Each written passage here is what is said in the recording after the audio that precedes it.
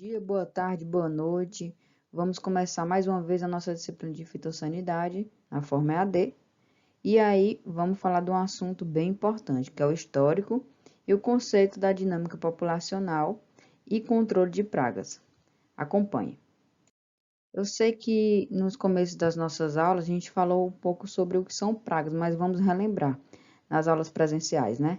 Então, o que são pragas, gente? São organismos vivos, como insetos, ácaros, fungos ou plantas, não só insetos, né? Plantas daninhas também, que causam prejuízos às plantas cultivadas, que são, pode ser produtos armazenados ou os animais. Então, praga não está associado somente a inseto praga, mas sim também a ácaros, fungos, entre outros. Então, todo e qualquer organismo que compete diretamente ou indiretamente com a atividade econômica proposta pelo homem. A gente sabe que no mundo tem mais de 10 milhões de insetos e apenas 10% são pragas, mas apenas 10%, né, é muita coisa. Quando eu digo 10%, tem muito inseto que pode vir a causar danos e ser uma praga. Então, o que é necessário para o inseto ser praga, por exemplo? Ele deve causar prejuízos diretos ou indiretos ao agricultor, ao produtor, que eu vou falar mais na frente o que são esses prejuízos diretos ou indiretos, e ele deve ter um alto potencial biótico. O que é isso? É um potencial biótico elevado, ele se reproduz muito rápido, tem uma alta fertilidade e vai fazer com que a sua cultura, o seu plantio, se multiplique muito rápido, né? A reprodução do inseto, causando danos maiores ainda, se não houver um controle eficaz, né? Então, vamos conhecer um pouco o histórico dessas pragas e dos controles também dessas pragas. Os países que tiveram economia fortemente abalados devido ao ataque de pragas foi a França, em 1867, então já faz muito tempo que se estuda esses insetos, essas pragas. Por exemplo, em 1867 teve o pulgão da videira, que dizimou vinhedos. Aqui, como vocês podem ver na figura, vinhedo, uva, né? É o pulgão, que acabou aqui na França em 1867.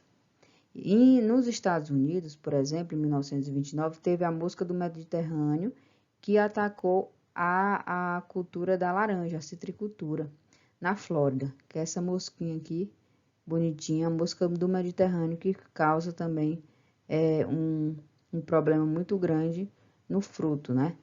Na citricultura. E no Brasil começou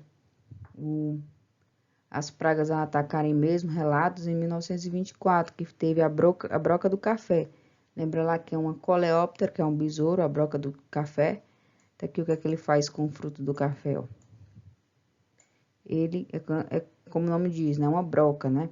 Então, a cafeicultura de São Paulo foi afetada por esse inseto, que virou praga em 1924 a 1948, e espalhou para o resto do país. Então, começou em São Paulo e depois foi para o resto do país, tá certo? Em 1939, teve a tristeza dos citros, causada pelo pulgão, que a gente conhece bem, né? O pulgão.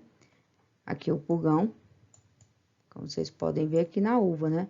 Mas teve, em 1939, essa praga nos citros, na laranja e também como no limão. Teve em 1983 o bicudo do algodoeiro, que também dizimou muita coisa, principalmente ali na Bahia, né? O bicudo do algodoeiro.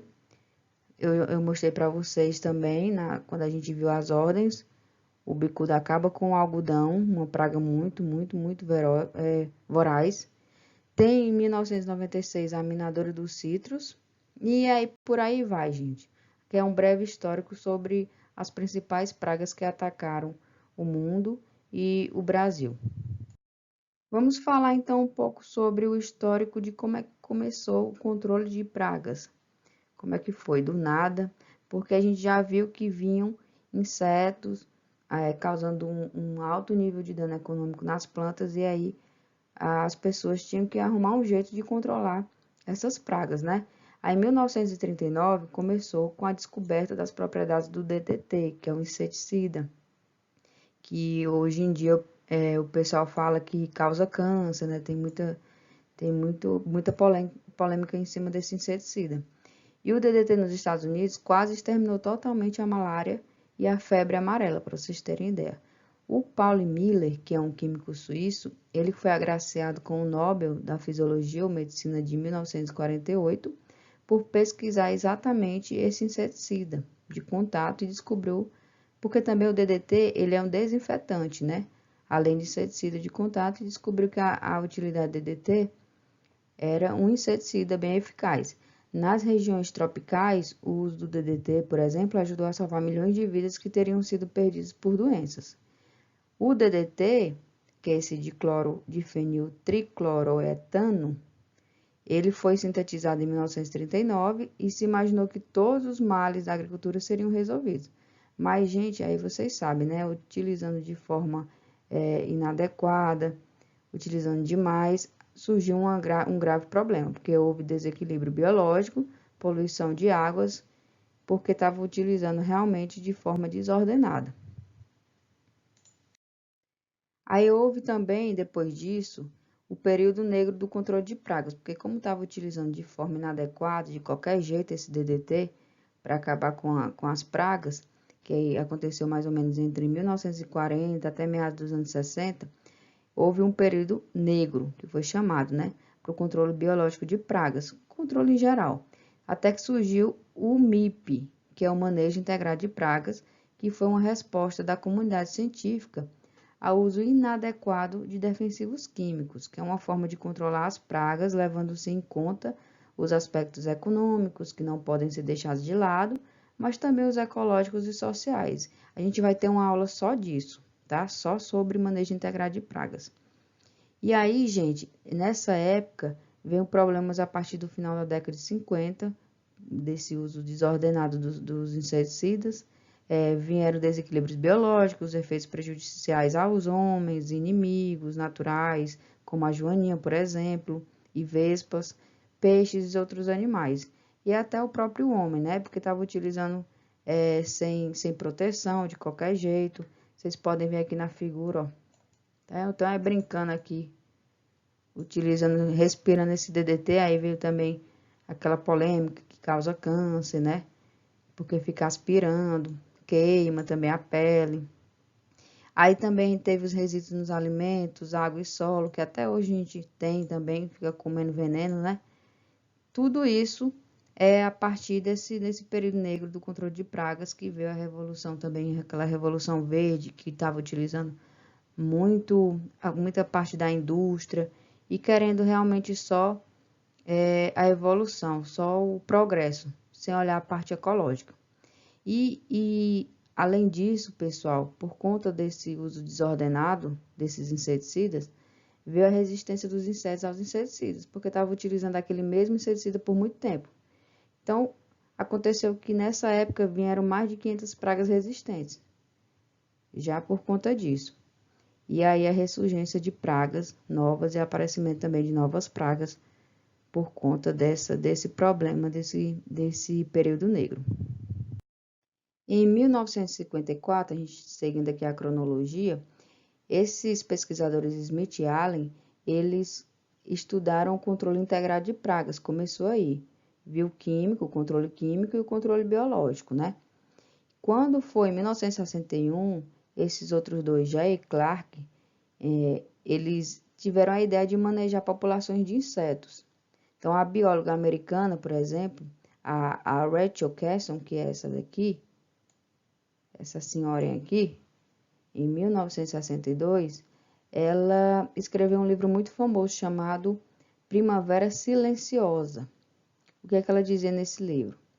Ela, por exemplo, ela foi uma bióloga marinha, ela é escritora e cientista norte-americana e ela é ecologista.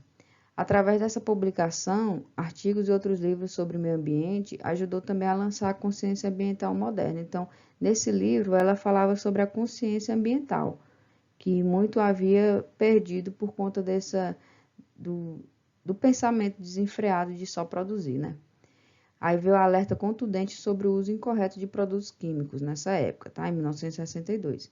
Em 1968, a Daily Nilsson veio falar primeiro, foi quando utilizou primeiro a expressão sistemas integrados de manejo de pragas, utilizando todos os métodos de controle para poder controlar não só o químico. O químico utiliza em último grau, quando for realmente o jeito.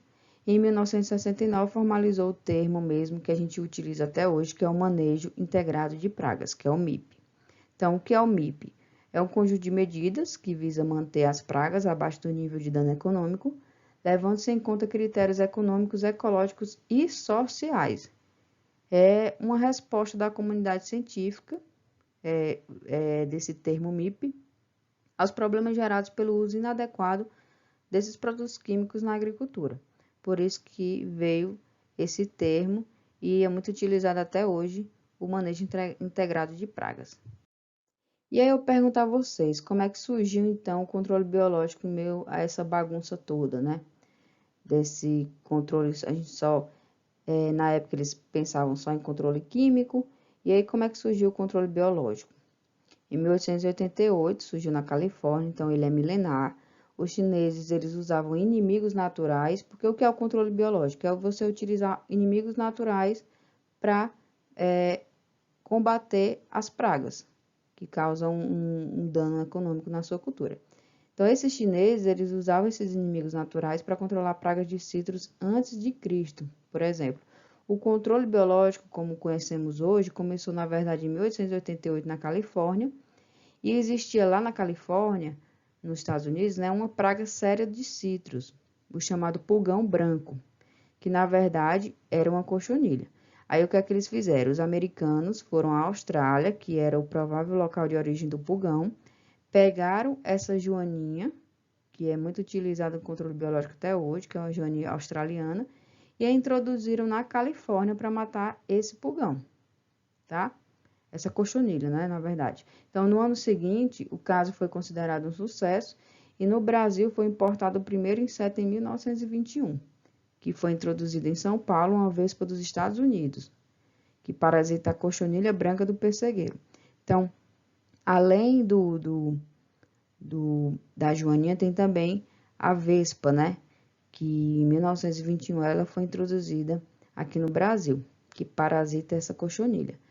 Mas a tentativa nesse ano não deu muito certo, mas ao longo dos anos foram estudando e aí vários pesquisadores foram estudando em várias culturas e hoje o controle biológico é bem consolidado, tá? Aqui são algumas publicações durante todos esses anos sobre a tricograma, que é o controle biológico feito por vespas, né? Muito conhecida a tricograma, e por aí vai, tá? Diante disso, gente, todo desse histórico que eu falei para vocês até agora, aí a gente tem que saber qual é a melhor hora de aplicar algum controle. Aí eu falo para vocês, a gente tem que saber um pouco sobre alguns termos. O que é esse termo nível de controle, NC? É quando a densidade da praga, a quantidade, né, da praga para qual algum método de controle deveria ser iniciado para prevenir o aumento excessivo da população da praga e desta forma evitar perdas econômicas. Então, o que é o nível de controle? É quando você tem que aplicar algum método de controle para prevenir um aumento excessivo da população de praga. Sei lá, você viu uma formiga lá que é uma formiga cortadeira, viu 3 formigas cortadeiras, aí você já fica de olho, e aí quando ela começar realmente a causar um certo dano, aí você faz o controle. Porque você não vai fazer um controle de uma formiga, se você viu uma formiga na sua plantação, 2 formigas, 3 formigas, não existe isso, né? Tem que atingir um certo nível de dano, tá? Então, vimos o nível de controle. E o que é esse limite de dano econômico? Esse limite ele é muito utilizado também para doenças em plantas, uma vez que os patógenos, o que são esses patógenos? Fungo, bactéria, vírus, né, que a gente já viu nas aulas presenciais. Fala um pouquinho, né, sobre eles. São muito pequenos para serem quantificados e são feitas estimativas das quantidades de dano causado por eles. Então, é um limite muito utilizado até também para as doenças. É o limite de dano que a cultura pode suportar sem que exista perda na produtividade. A planta ela suporta até certo ponto de ataque da cultura sem que exista essa perda na produtividade. É um limite de dano econômico. Como, por exemplo, eu mostrei para vocês, mandei no WhatsApp de vocês, de um colega, do Mikael, no caso foi a doença, né, que foi o Aide, a gente está falando de inseto, mas eu posso dar um exemplo, que ele aplicou o enxofre no momento certo, antes de realmente causar um alto nível de dano econômico.